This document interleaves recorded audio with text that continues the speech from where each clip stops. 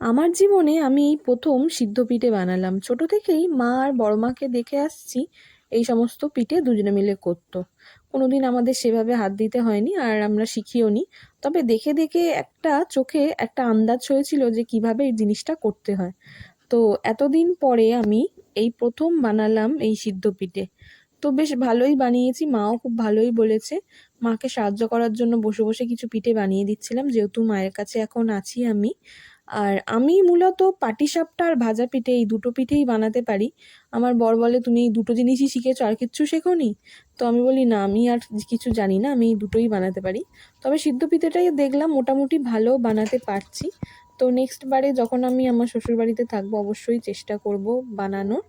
আর মা এখানে তরকারির পিঠে, ডালের পিঠে, নারকেলের পিঠে, সব রকম পিঠেই করছে। আর দুধ পুলিও হচ্ছে, যেটা আমার মোস্ট ফেভারিট। শুভ পৌষ সংক্রান্তি।